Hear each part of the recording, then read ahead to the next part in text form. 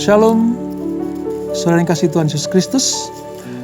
Kembali berjumpa pada pembelajaran firman Tuhan dalam Bible Study CK7.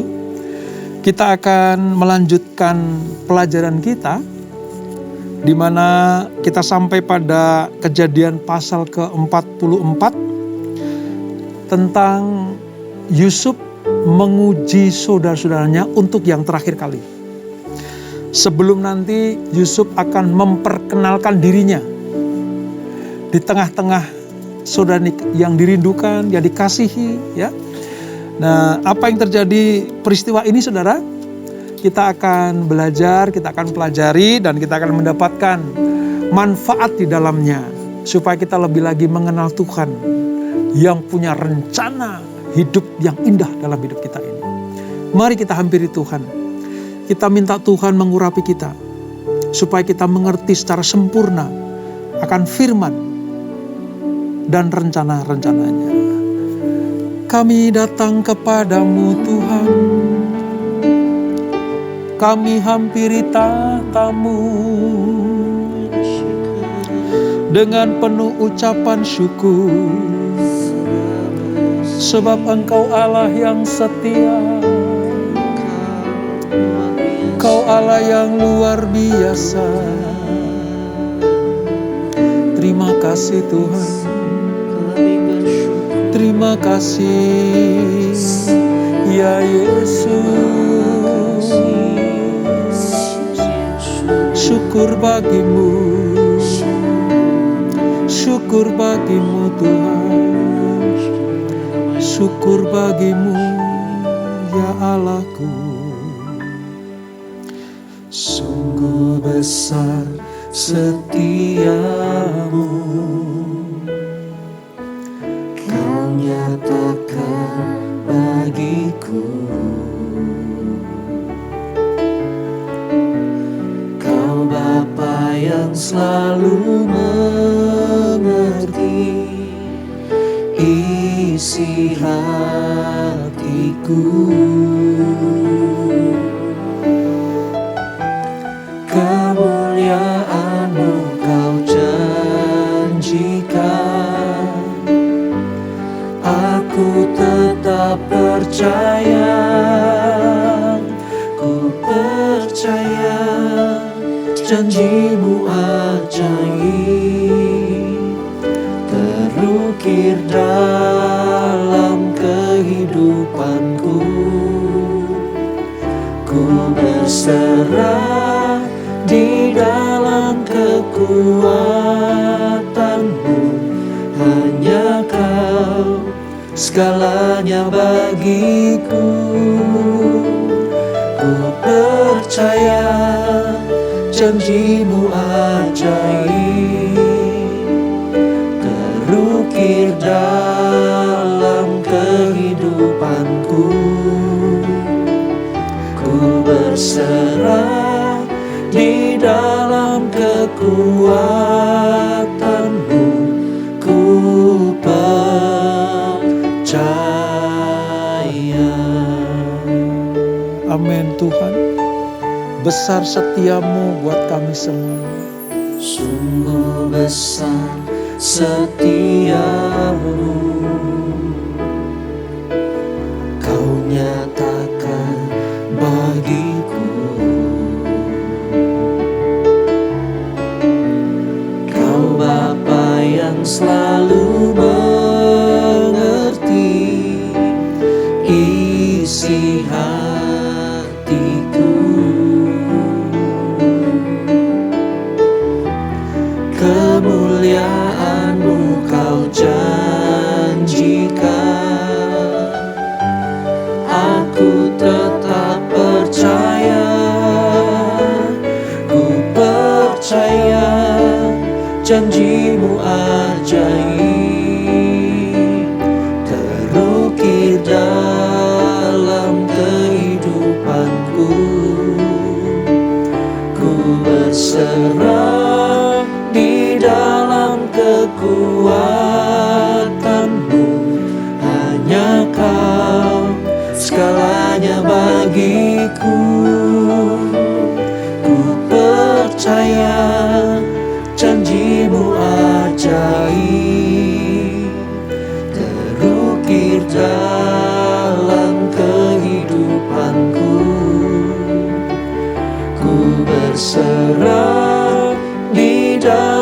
kekuatan-Mu ku percaya. Ku percaya janji-Mu ajaib terukir dalam kehidupanku. Ku berserah di dalam kekuatan-Mu.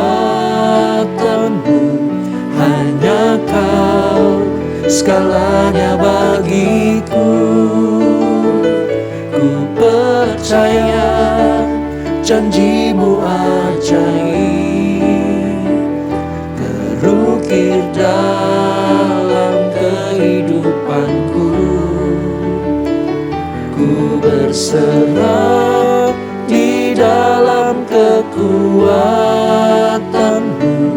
Ku percaya.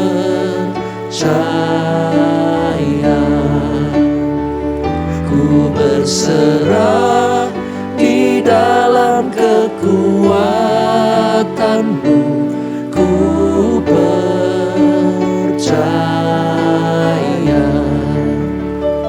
Ku berserah di dalam kekuatan-Mu. Ku percaya.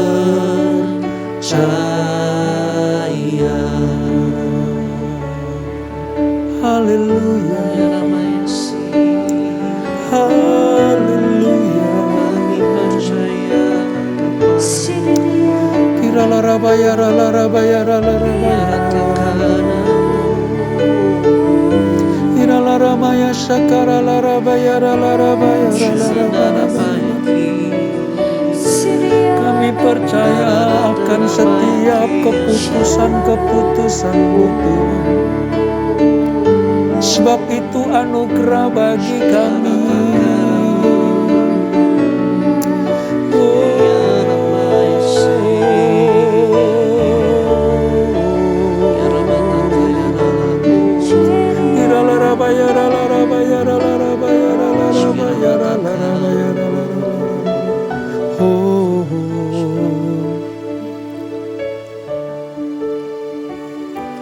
Yesus, Kau anugerah terindah dalam hidupku. Kau sungguh berarti di setiap jalanku. Anugerah-Mu selalu mempesonaku. Yesus, Kau terbaik. Yesus, Kau termanis di dalam hidupku. Yesus, Kau anugerah terindah dalam hidupku. Amin, Tuhan. Kau sungguh berarti di setiap jalanku. Anugerah-Mu selalu mempesonaku. Yesus, Kau terbaik. Yesus, Kau termanis di dalam hidupku. Yesus, Kau anugerah terindah dalam hidupku. Kau sungguh berarti di setiap jalanku. Anugerah-Mu selalu mempesonaku. Yesus, Kau terbaik. Yesus, Kau termanis di dalam hidupku. Yesus, Kau terbaik. Yesus, Kau termanis di dalam hidupku. Yesus, Kau terbaik. Yesus, Kau termanis di dalam hidupku. Yes, Tuhan.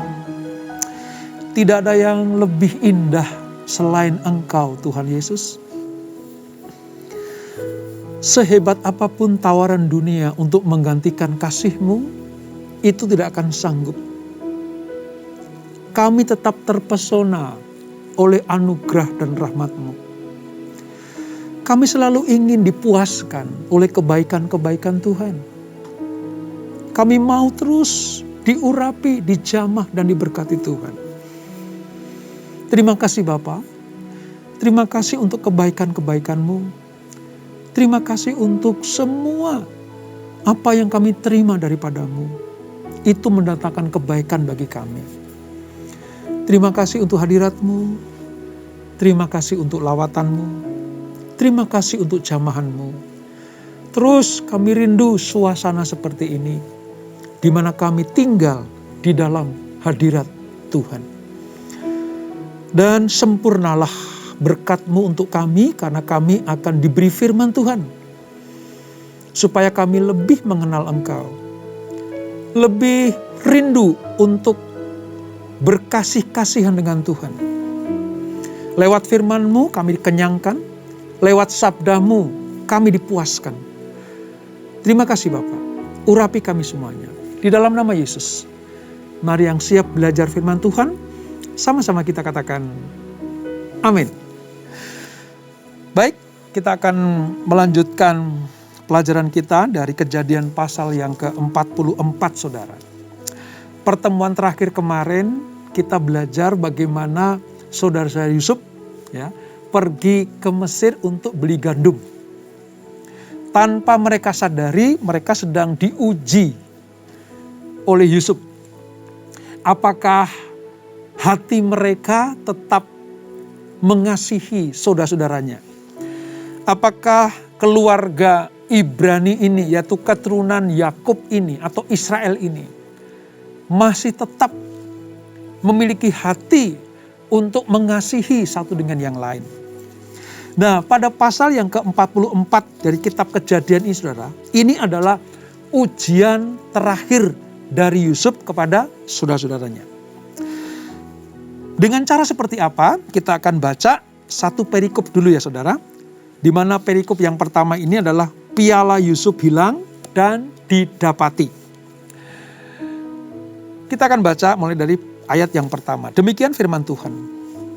Sesudah itu diperintahkannyalah kepada kepala rumahnya, isilah karung orang-orang itu dengan gandum seberapa yang dapat dibawa mereka, dan letakkanlah uang masing-masing di dalam mulut karungnya.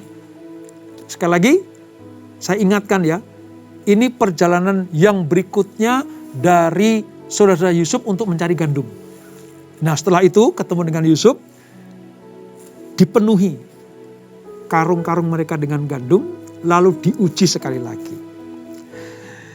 Perintah Yusuf kepada para pegawainya ini.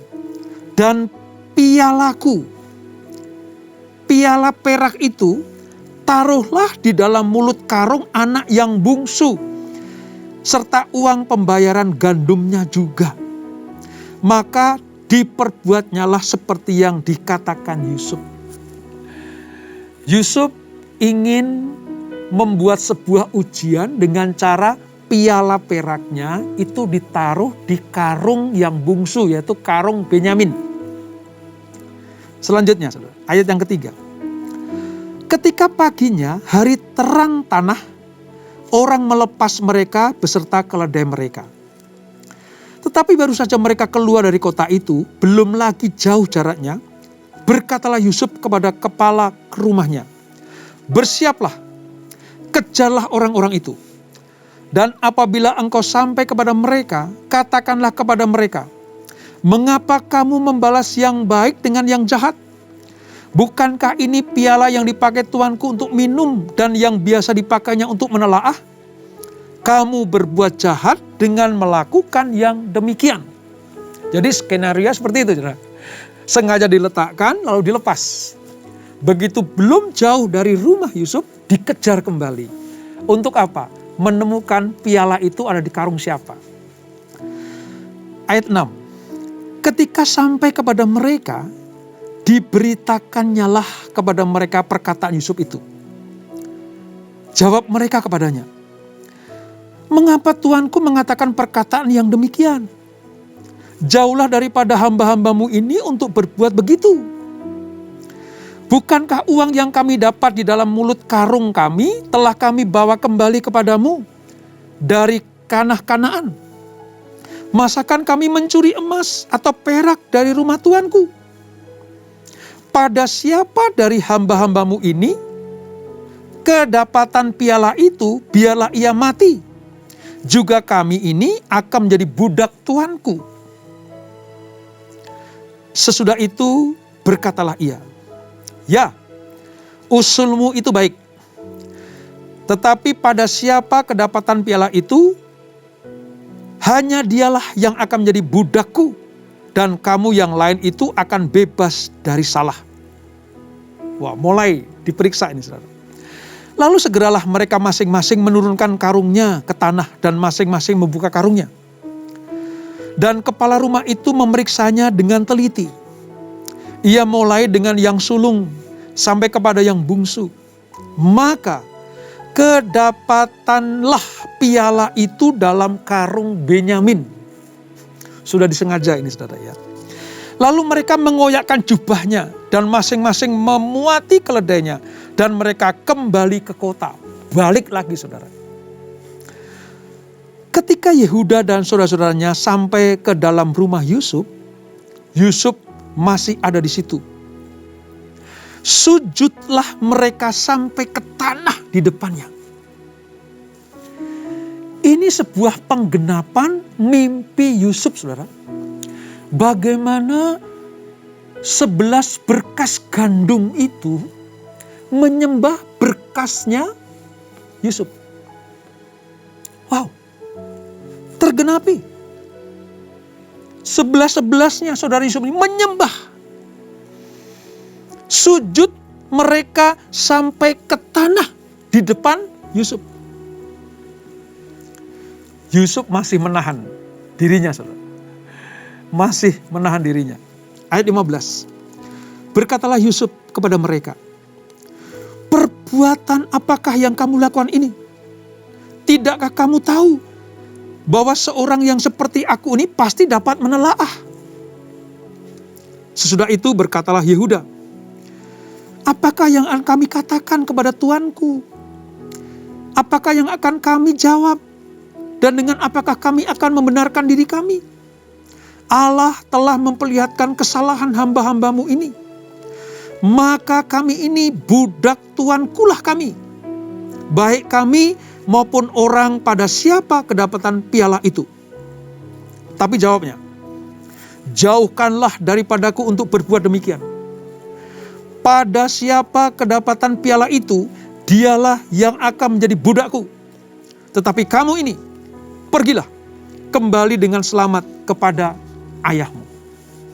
Nah, pada perikop pertama ini, saudara, ujian yang terakhir adalah Yusuf ingin melihat, mendapatkan gambaran mengenai keadaan hati saudara-saudaranya. Dia pengen melihat seperti apa hati saudara-saudaranya itu. Apakah betul-betul sudah bertobat? Apakah betul-betul sudah hidup dan benar di hadapan Tuhan? Dan memang Yusuf mulai mendapati, saudara, seluruh anggota keluarganya itu sudah mulai hidup dalam takut akan Tuhan. Dia tidak mencuri, mereka tidak berbuat curang, dia tidak mengambil piala Yusuf. Semua yang terjadi adalah skenario Yusuf, hanya untuk menguji saudara-saudaranya. Dan singkat cerita, Yusuf menginginkan Benyamin tinggal. Lalu mereka disuruh pulang. Ya, 10 orang itu disuruh pulang, termasuk Simeon yang pernah ditahan. Suruh pulang, kembali kepada bapaknya di Kanaan. Wah, ini saudara, sebuah pergolakan. Dari sisi Yusuf terpuaskan karena bisa bertemu kembali dengan adik kandungnya, yaitu Benyamin. Di sisi 10 saudaranya, pergolakan batin jiwa mereka tidak pernah selesai. Mereka menyangka bahwa ini karena kesalahan kita kepada Yusuf. Waktu kita menjual, waktu kita membuang ke sumur dan menjual sebagai budak. Dari sini kita bisa melihat bagaimana betul-betul sebenarnya pertobatan saudara-saudara Yusuf. Ini perikop yang pertama. Sekarang mari kita lihat perikop yang berikutnya. Yehuda membela Benyamin. Setelah Yusuf memerintahkan mereka pulang ke rumah mereka masing-masing, tampillah Yehuda ngomong, saudara. Ayat 18. Lalu tampillah Yehuda mendekatinya dan berkata, "Mohon bicara tuanku, izinkanlah kiranya hambamu ini mengucapkan sepatah kata kepada tuanku. Dan janganlah kiranya bangkit amarahmu terhadap hambamu ini, sebab tuanku adalah seperti Fir'aun sendiri. Tuanku telah bertanya kepada hamba-hambanya ini, masih adakah ayah atau saudara kamu? Dan kami menjawab tuanku, kami masih mempunyai ayah yang tua, dan masih ada anaknya yang muda, yang lahir pada masa tuanya. Kakaknya telah mati, hanya dia sendirilah yang tinggal, dan mereka yang seibu, sebab itu ayahnya sangat mengasihi dia." Yehuda sedang menceritakan tentang Benyamin, anak bungsu dari Yakub, adik kandung dari Yusuf. Lalu tuanku berkata kepada hamba-hambamu ini, "Bawalah dia kemari kepadaku, supaya mataku memandang dia." Tetapi jawab kami kepada tuanku. Ini Yehuda sedang cerita, mengingatkan tentang peristiwa tempo hari itu, saudara. "Anak itu tidak dapat meninggalkan ayahnya, sebab jika ia meninggalkan ayahnya, tentulah ayahnya ini akan mati." Kemudian tuanku berkata kepada hamba-hambamu ini, "Jika adikmu yang bungsu itu tidak datang kemari bersama-sama dengan kamu, kamu tidak boleh melihat mukaku lagi." Setelah kami kembali kepada hambamu ayahku, maka kami memberitahukan kepadanya perkataan tuanku itu. Kemudian ayah kami berkata, "Kembalilah kamu membeli sedikit bahan makanan bagi kita." Tapi jawab kami, "Kami tidak dapat pergi ke sana. Jika adik kami yang bungsu bersama-sama dengan kami, barulah kami akan pergi ke sana. Sebab kami tidak boleh melihat muka orang itu apabila adik kami yang bungsu tidak bersama-sama dengan kami." Kemudian berkatalah hambamu ini kepada ayahku, "Kepada kami, kamu tahu bahwa istriku telah melahirkan 2 orang anak bagiku." Jadi Yehuda sedang menceritakan bagaimana dialog antara dia dengan bapaknya, karena Yusuf minta Benyamin dibawa. Ayat 28. "Yang seorang telah pergi daripadaku, dan aku telah berkata, tentulah ia diterkam oleh binatang buas. Dan sampai sekarang aku tidak melihat dia kembali. Jika anak ini atau Benyamin ini kamu ambil pula daripadaku, dan ia ditimpa kecelakaan, maka tentulah kamu akan menyebabkan aku yang ubanan ini turun ke dunia orang mati karena nasib celaka. Maka sekarang, apabila aku datang kepada hambamu ayahku, dan tidak ada bersama-sama dengan kami anak itu, padahal ayahku tidak dapat hidup tanpa dia, tentulah akan terjadi apabila dilihatnya anak itu tidak ada, bahwa ia akan mati. Dan hamba-hambamu ini akan menyebabkan hambamu ini, ayah kami yang ubanan itu, turun ke dunia orang mati karena duka cita.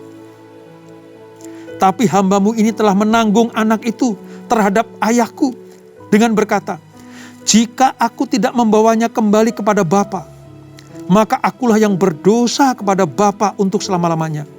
Sebab itu, baiklah hambamu ini tinggal menjadi budak tuanku, menggantikan anak itu. Dan biarlah anak itu pulang bersama-sama dengan saudara-saudaranya. Sebab masakan aku pulang kepada ayahku, apabila anak itu tidak bersama-sama dengan aku tidak akan sanggup melihat nasib celaka yang akan menimpa ayahku. Saudara, perkataan Yehuda itu sedang menceritakan tentang keberadaan Yakub, ayah Yusuf yang sudah tua itu, ketika Benyamin dibawa atas permintaan Yusuf.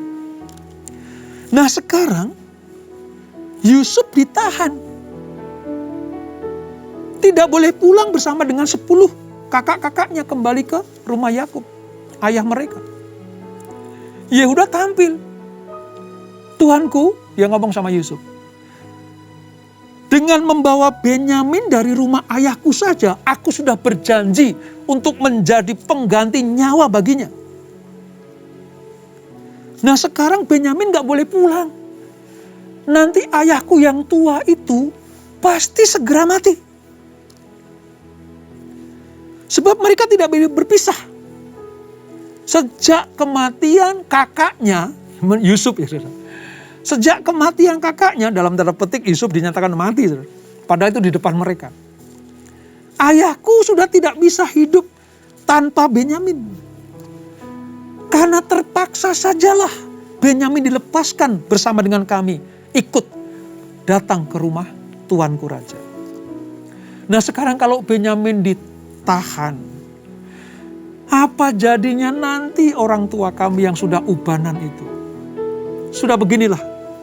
Sekarang aku menjadi budak tuanku dan biarlah Benyamin pulang bersama dengan saudara-saudaraku. Supaya bapakku yang tua itu tidak segera mati. Dari sini saudara, kita melihat bagaimana perubahan yang drastis dari Yehuda. Dulu dia hidup tercemar karena bergaul dengan orang-orang Kanaan. Mengambil istri orang Kanaan. Ya, punya 3 anak itu ya. Onan dan Shelah itu.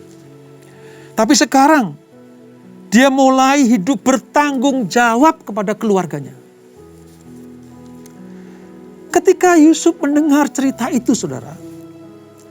Dia itu sudah gak tahan lagi sebenarnya. Dia gak tahan lagi. Di pasal sebelumnya dia sudah keluar untuk menangis sementara saudara. Karena dia melihat bagaimana saudara-saudara sudah berubah. Sudah bertobat. Lalu melihat wajah Benyamin, dia sempat menangis.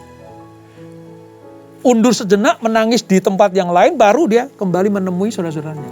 Nah, pada cerita Yehuda ini, Yusuf sudah tidak tahan lagi. Karena diceritakan begitu dramatis oleh Yehuda. Saya melihat sebuah karakter yang berbeda yang sudah berubah dari Yehuda ini. Yehuda yang dulu itu orangnya tidak peduli dengan keluarga, dengan orang-orang sekelilingnya. Kini dia siap menanggung kesalahan demi kejahatan mereka yang lampau. Dia mengorbankan dirinya demi Benyamin. Supaya ayahnya, yaitu Yakub, tidak mengalami kesedihan yang terlalu berat. Sudah kehilangan Yusuf, akan kehilangan Benyamin pula. Transformasi kehidupan Yehuda inilah. Dalam peristiwa ini, saya melihat ini peristiwa paling indah dalam sastra Ibrani ini, saudara. Dia tidak membela diri. Yehuda tidak membela diri. Dia tidak menyangkal tentang kesalahannya. Tetapi sekedar mengajukan permohonan kepada Yusuf yang berkuasa pada waktu itu agar Benyamin tetap hidup dan bebas. Permohonan seperti ini menjadi pola yang paling indah dan paling luar biasa di dalam satu bahasa permohonan atas belas kasihan. Sikap mau mengorbankan diri yang sebelumnya tidak ada dalam kamus Yehuda memancarkan sebuah keindahan yang istimewa dari hasil pertobatan Yehuda yang luar biasa itu.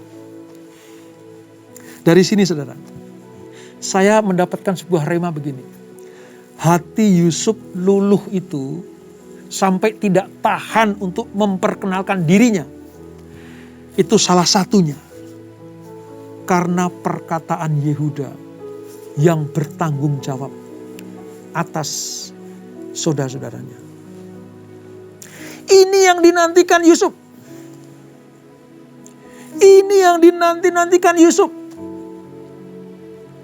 Yehuda mewakili 11 saudaranya untuk menceritakan keadaan sesungguhnya bapak mereka dan mereka semuanya. Ujian terakhir dari Yusuf ini mendapatkan sebuah mutiara yang indah dalam diri Yehuda.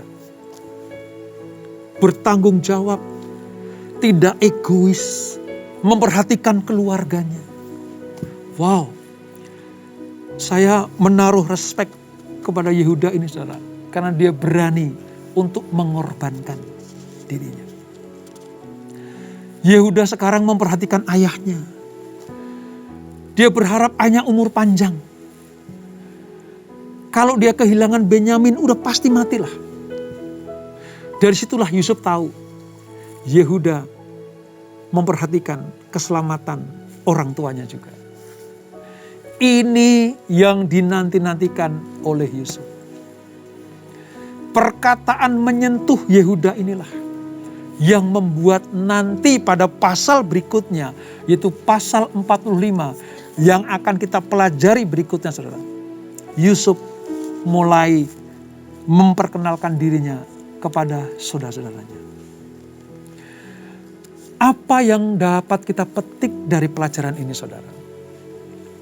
Kesediaan seorang kakak untuk menjadi pengganti bagi saudara yang sedang menderita menjadi sebuah teladan yang baik.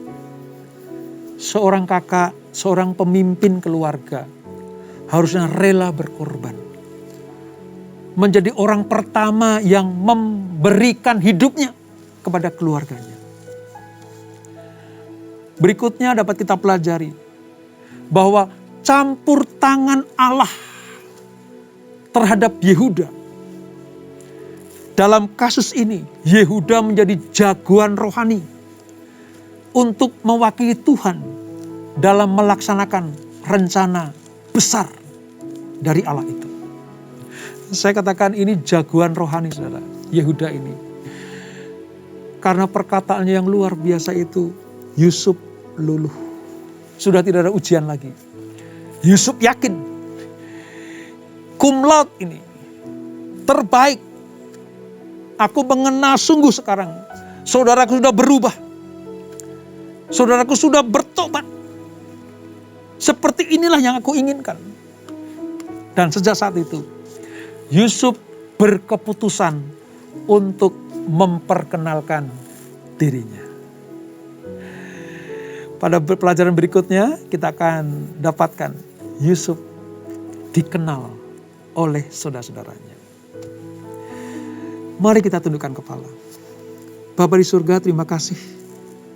Hari ini kami mendapatkan dua pelajaran yang penting lewat dua sosok yang sangat luar biasa.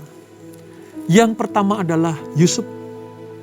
Bagaimana dia ingin saudara-saudaranya itu berubah total hidupnya. Dari orang yang egois, mementingkan dirinya sendiri, menjadi orang yang memperhatikan satu dengan yang lain.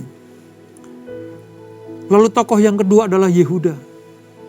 Bagaimana dengan berani mengambil keputusan, menjadi pengganti kehidupan dari Benyamin yang ditahan oleh Yusuf. Bahkan dari mulut Yehuda berkata, aku siap menjadi budakmu. Bisa saja Yehuda cuek kepada Benyamin. Toh bukan saudara kandung, beda ibu. Tapi tidak dengan Yehuda. Pertobatannya sungguh-sungguh. Dia mulai mengasihi saudara-saudaranya. Dia mulai memperhatikan saudara-saudaranya. Dan yang lebih penting, dia mulai memperhatikan keselamatan orang tuanya.